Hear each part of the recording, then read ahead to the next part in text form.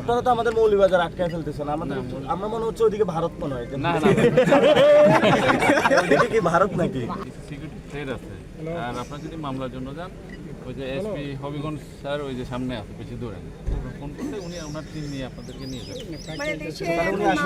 ওনাকে বলেন, আসতে বলেন। আমরা তো বলতেছি মানে আমাদের জায়গাটা, আমরা তো কোনো দলের বিপক্ষে কনফ্রন্টেশনের জন্য যাইতেছি না। আমাদের উপরে যে হামলা হয়েছে আপনারা দেখছেন, পুরো দেশই দেখছে কি রক্তাক্ত হামলা। আমার মানে একটা ছোট্ট বাচ্চার চোখ পর্যন্ত নাই হয়ে গেছে। আমরা এটার প্রতিবাদ জানাইতে যাইতেছি এবং আমাদের একটা মামলাও করতে হবে আসলে, কারণ এখন পর্যন্ত একজনকে গ্রেফতার করা হয়নি। তাহলে এখানে তো প্রশাসনকে সরকার ব্যবহার করতেছে, ছাত্র দলের দেখে গ্রেফতার করে না। এসপি কই আছে? ওনাকে একটু বলেন। ওনারা উনি সামনে মনে ওনার সীমানাতে আছে। ওই পর্যন্ত যায়, আপনারা ওই পর্যন্ত আসেন। আমরা ওই পর্যন্ত দেয়। আপনারা হেঁটে হেঁটে আসেন। এই জায়গাতে এটা হচ্ছে আমাদের সীমানা। ঠিক আছে, আমরা ওনার সাথে আপনারা কোন সীমানায়? এখান পর্যন্ত মৌলভীবাজার, তাই না? আপনারা মৌলভীবাজারের নাকি? তা আপনারা তো আমাদের মৌলভীবাজার আটকায় ফেলতেছেন। আমাদের আমরা মনে হচ্ছে ওইদিকে ভারত মনে হয়। না ওইদিকে কি ভারত নাকি?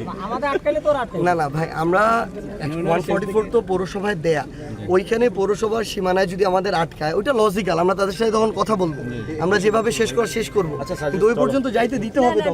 আমাদের তো গাড়ি নিয়ে যাইতে হবে, আমরা এত দূর হাঁটা নিবেন 50 কিলো দূরে। তুমি গাড়ি আনতে বলো। এখানে মানুষের জন্য দুর্ভোগ সৃষ্টি হচ্ছে। প্রচুর গাড়ি আটকে গেছে তো। না না না না, ওইটা তো আমরা মৌলভীবাজার কালকে করবো। প্রোগ্রাম তো মৌলভীবাজারে থাকবে। ওটা আমরা করবো, সমস্যা নাই।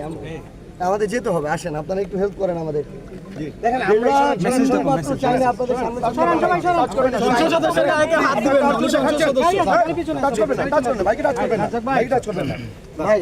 আমরা যাবো।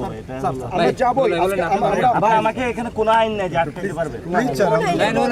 আপনারা ওই জায়গায় আপনাদের সীমানা, আপনারা তো মূল্য দেবেন, তাহলে আপনারা এটা মূল্য দেবেন।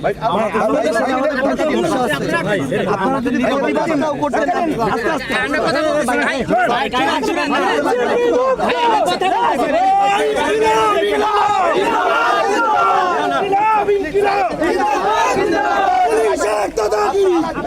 ভাই